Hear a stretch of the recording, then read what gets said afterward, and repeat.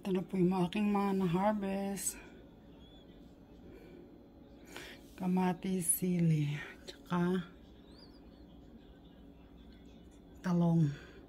Bukas ko harvested yung green, yung bell pepper.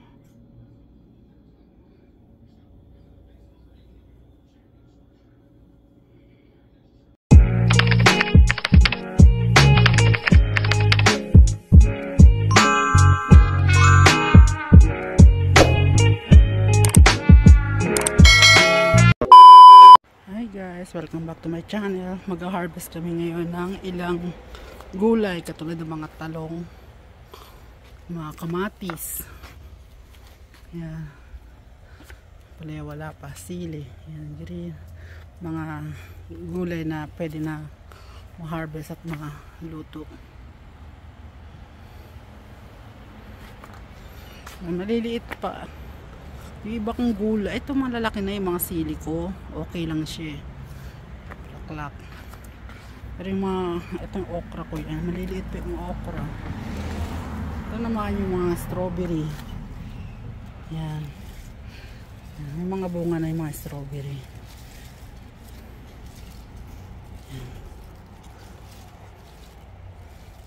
Harvest lang namin sandali mga pwede naming i-harvest.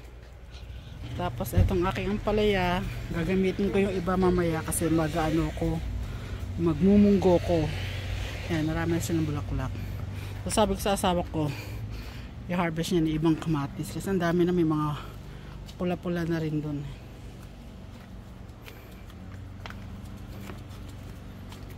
Yeah. Sabi ko magtira lang ng iba para mayroon pa akong mga harvest next week naman. Laki niya, oh. Other one.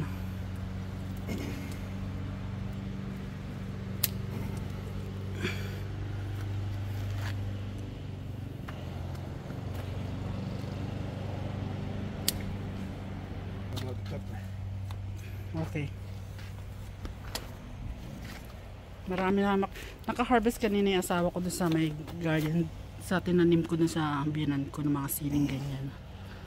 Use the scissor. Oh, I know. I was looking for the dark green. Yeah, dark green.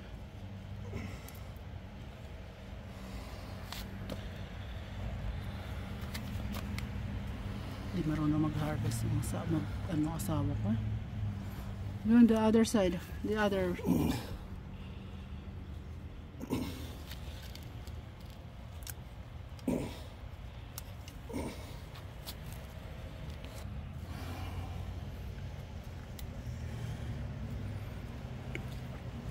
May pangsigang siya, mga kalaps na sili. Sabi ko iba, papulahin niya kasi mas maganda pag siya, tumubo siya ganyan pula. This one? Same.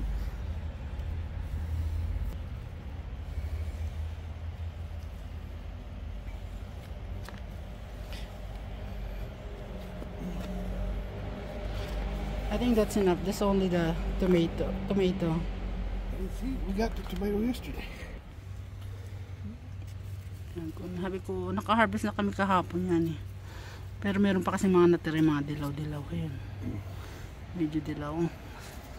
Tapos yung iba, nasa taas na. Hinarvest niya kanina rin. At kahapon. Kanina umaga nung siya.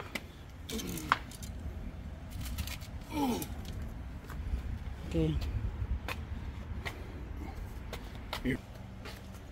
Tinanggalan ko siya yung mga ilalim kasi ganun daw kapag kailangan tanggalin yung mga nasa ilalim na puno. Ayan. Kumuha lang ako ng mga 3-4 na pirasong talong. Ito, magmumunggo ako dahil marami akong dahon. Tapos mga kalaps, yung aking tanim na kangkong at saka pechay, nagtataka ako bakit ang tagal ng tubo.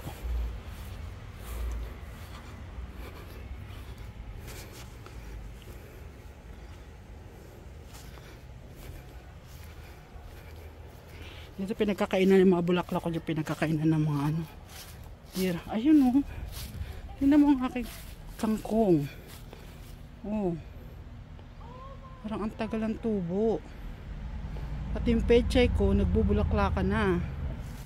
Ngayon yung pechay, oh. Ang tagal talaga ng tubuan nila ngayon. Hindi katulad last year.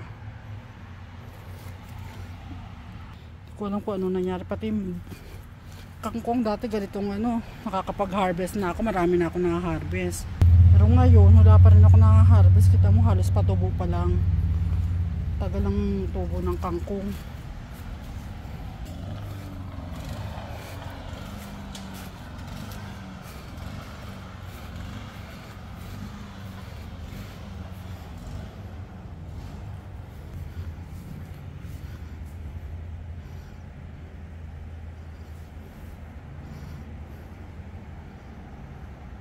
Yan kalaps, kahit na wala kayong taniman, kami malaki yung likod namin na pwede namin pagtaniman, kaso lang mapuno siya sa walang araw, kaya sa paso ako talaga nagtatanim ng mga gulay tsaka bulaklak.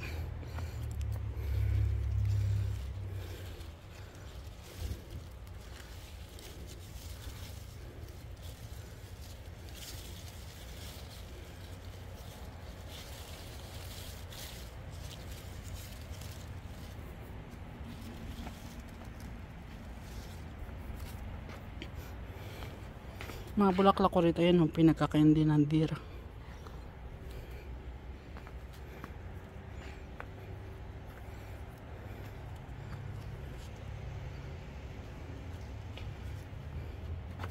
Yan, marami. Pero papahinugin ko siya. Marami na siya, kaso lang marami pa akong stock last year. Nilagay ko siya sa freezer. Yan. Ito, gagamitin ko to. Ayan, laki na rin, oh.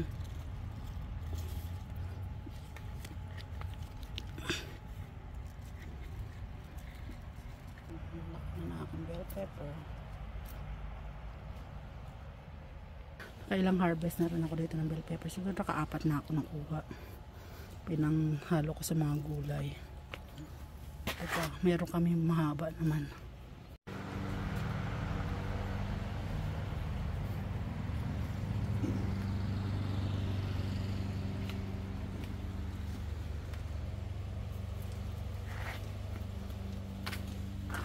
Every week meron ako ng harvest na gulay.